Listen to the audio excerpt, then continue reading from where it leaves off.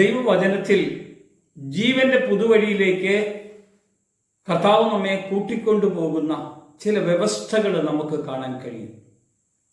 പഴയ നിയമ വ്യവസ്ഥയിൽ പുരോഹിതന്മാർക്ക് ആണ്ടിലൊരിക്കൽ മാത്രമേ വിശുദ്ധ സ്ഥലത്ത് ഭൂമിയിൽ പ്രവേശനമുണ്ടായിരുന്നുള്ളൂ. എന്നാൽ ദൈവവൈദ്യന് ഏതു സമയത്തും ദൈവസന്നിധിയിൽ അടുത്തു ചെല്ലാൻ കഴിയും. യേശുക്രിസ്തുവിലാണ് നമുക്ക് കൂടുതലും ആശ്രയം വെക്കാൻ ദൈവം അനുവദിച്ചിട്ടുള്ളത്. യേശുക്രിസ്തുവിലൂടെ ദൈവത്തിലേക്കുള്ള പുതുവഴിയാണ് ഇന്ന് യേശു കാൽവരിയിൽ നമുക്ക് തുറന്നു തന്നിട്ടുള്ളത്. ഞാൻ യേശുവിൻ്റെ അടുത്തേക്ക് കടന്നു ചെല്ലാൻ എനിക്ക് എന്താണ് യോഗ്യത? ഒരു യോഗ്യതയില്ലാത്ത നമ്മെയാണ് കർത്താവിൻ്റെ അടുക്കിലേക്ക് കർത്താവ് കൂട്ടിക്കൊണ്ടുവരാൻ ഇടവന്നത്. യാക്കോബിന്റെ ലേഖനം 4-ാം അധ്യായത്തിന്റെ 8-ാമത്തെ വചനത്തിൽ പറയുക, അവനോട് അടുത്തു ചെല്ലുവിൻ, അവൻ നിന്റെ അടുത്തേക്ക് വരും. അന്നേരം കർത്താവിന്റെ അടുക്കിലേക്ക് വരാനുള്ള പുതുവഴി, പഴയ നിയമത്തിലില്ലാത്ത പുതിയ നിയമവ്യവസ്ഥ യേശു തൻ്റെ രക്തത്തിലൂടെ നമുക്ക് വേണ്ടി ഇന്ന് തുറന്നു തന്നിരിക്കുന്നു. പുതിയ നിയമപ്രകാരം രക്ഷിക്കപ്പെട്ട ദൈവമക്കൾ എല്ലാവരും രാജകീയ പുരോഹിത വർഗമായിരിക്കുന്നു. പത്രോസിന്റെ ലേഖനത്തിൽ 2-ാം അധ്യായത്തിന്റെ 9-ാമത്തെ വചനം പറയുകയാണ്, അന്ധകാരത്തിൽ നിന്ന് അത്ഭുത പ്രകാശത്തിലേക്ക് വിളിച്ചവന്റെ സൽഗുണങ്ങളെ ഘോഷിപ്പാൻ തക്കവണ്ണം നിങ്ങൾ തെരഞ്ഞെടുക്കപ്പെട്ട ജാതിയും പുരോഹിത വർഗവുമായിരിക്കുന്നുവെന്ന് പറയണമെങ്കിൽ നമ്മളെ ദൈവം തെരഞ്ഞെടുത്തതല്ലേ? ആരായിട്ട്? പുരോഹിതനായിട്ട്. എങ്ങനെ? രാജകീയ പുരോഹിത വർഗമായിട്ടാണ് നമ്മെ തെരഞ്ഞെടുത്തത്. ആര്? യേശു കർത്താവ്. നമ്മൾ കഴിക്കേണ്ട ആത്മീയ യാഗങ്ങൾ എന്താണ്? നമ്മൾ കഴിക്കേണ്ടത് അധരഫലം എന്ന സ്തോത്രയാഗം കർത്താവിന്റെ സന്നിധിയിൽ ഇടപെടാതെ അർപ്പിക്കണം. ദൈവം തുറന്നു തന്ന വഴി, ദൈവത്തെ ആരാധിക്കാനുള്ള പാതയാ ദൈവം തുറന്നു തന്നത്.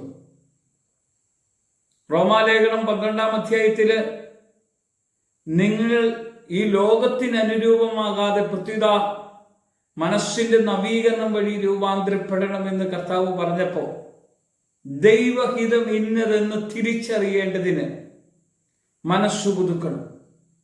അന്നേരം കർത്താവ് പറയുകയാണ്, നിങ്ങൾ ദൈവത്തെ ആരാധിക്കാൻ വേണ്ടിയാ ദൈവം നമ്മളെ വിളിച്ചിരിക്കുന്നത്. നമ്മുടെ മനസ്സ്, നമ്മുടെ ഹൃദയം, നമ്മുടെ ജീവിതം, കാരണം കർത്താവിന്റെ മുന്നിൽ പുതുക്കപ്പെടുന്ന ഒരാളാ ആരാധിക്കപ്പെടാൻ ഇടയാകത്തുള്ളൂ. മനസ്സ് പുതുക്കാത്ത ഒരാൾക്കും ദൈവസന്നിധിയിലേക്ക് കടന്നു വരാൻ കഴിയുമോ? നമ്മുടെ നിരവധിയായ പാപങ്ങൾ മുഴുവൻ കാൽവരി ക്രൂശിൽ ഏറ്റെടുത്ത് കഴിഞ്ഞപ്പോ യേശു എൻ്റെ പാപങ്ങൾ ഏറ്റെടുത്തു എന്ന് ഞാൻ വിശ്വസിച്ച് അതിരം കൊണ്ട് ഏറ്റുപറഞ്ഞ് എനിക്ക് തുറന്നു തന്ന പുതുവഴിയിൽ ഞാൻ എൻ്റെ യേശുവിനോട് കൂടെ നടക്കാനുള്ള ഒരു വിളിയ ദൈവം നമുക്ക് നൽകിയിരിക്കുന്നത്. അതുകൊണ്ടാണ് പറഞ്ഞ അന്ധകാരത്തിൽ നിന്ന് അത്ഭുത പ്രകാശത്തിലേക്ക് വിളിച്ചവന്റെ സൽഗുണങ്ങളെ ഘോഷിക്കാൻ. നമ്മൾ എന്തിനാ വിളിക്കപ്പെട്ടത്? പുതുവഴി തുറന്നു തന്നത് ദൈവത്തിന്റെ സന്നിധിയിൽ നമ്മൾ ദൈവത്തെ ആത്മാവിൽ ആരാധിച്ചുകൊണ്ട് കർത്താവിനെ മഹത്വപ്പെടുത്തുവാനും കർത്താവ് എനിക്ക് തന്ന സൽഗുണങ്ങൾ ബൈബിളിൽ നമുക്ക് കാണാൻ കഴിയും. രക്തസ്രാവക്കാരി സ്ത്രീ യേശുവിന്റെ അടുക്കൽ വരുമ്പോ എങ്ങനെയാണ് യേശുവിന്റെ അടുക്കൽ അവൾ വന്നത്? ആരെങ്കിലും പറഞ്ഞു കേട്ടിട്ടായിരിക്കും. എന്നാൽ ആരെങ്കിലും എന്ന് പറഞ്ഞാൽ ആരായിരിക്കും പറയേണ്ടത്? എന്തെങ്കിലും സൗഖ്യം കിട്ടിയ ആളായിരിക്കും, അനുഗ്രഹം കിട്ടിയായിരിക്കും, ആർക്കെങ്കിലും സൗഖ്യം കിട്ടുന്നത് കണ്ടയാള്, അങ്ങനെ ആരെങ്കിലും ആയിരിക്കും അവളോട് പറഞ്ഞു കാണുക.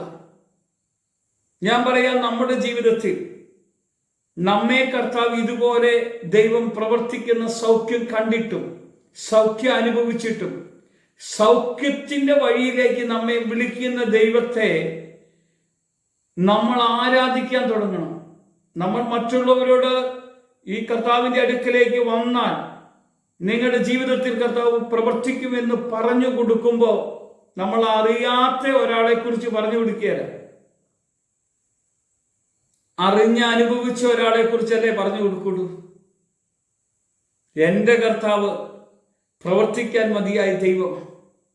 നമ്മൾ പ്രാർത്ഥിക്കുന്ന ഒരാളെ നമ്മൾ ഫോൺ വിളിക്കുന്നെങ്കിൽ ആ മനുഷ്യൻ പ്രാർത്ഥിച്ചാൽ ദൈവത്തിൽ നിന്നുള്ള പ്രവൃത്തി വെളിപ്പെടുമെന്നുള്ള ഉറപ്പുള്ളത് കൊണ്ടാണ് വിളിക്കുന്നത്. വലിയ രോഗങ്ങളൊക്കെ ദൈവം സുഖപ്പെടുത്തുന്നത് പ്രാർത്ഥനയിലൂടെയാണെന്നുള്ള തിരിച്ചറിവുള്ളത് കൊണ്ടാണ്. ഇങ്ങനെ നമുക്ക് വേണ്ടി ഒരു പുതുവഴി തുറന്നു തന്ന കർത്താവിന്റെ അടുക്കിലേക്ക് നമുക്ക് മനസ്സ് തുറന്നു വരാൻ പറ്റുമോ? ഈ പ്രഭാതത്തിൽ ദൈവം കൈപ്പണിയായി മന്ദിരത്തിലല്ല വാസം ചെയ്യുന്നത്. മനുഷ്യന്റെ കൈപ്പണിയായിട്ടുള്ള മന്ദിരത്തിലല്ല, ദൈവം കൈപ്പണിയായി പണിത മന്ദിരമുണ്ട്. അത് മനുഷ്യന്റെ ശരീരമാണ്.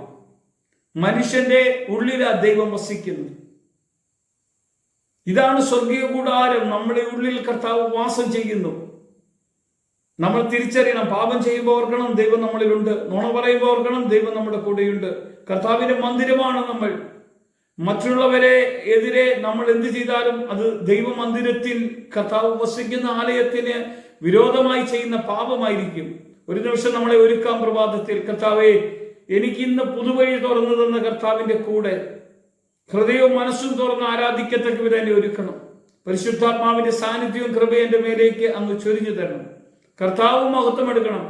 യേശുവിന്റെ നാമത്തിൽ തന്നെ ആമേൻ.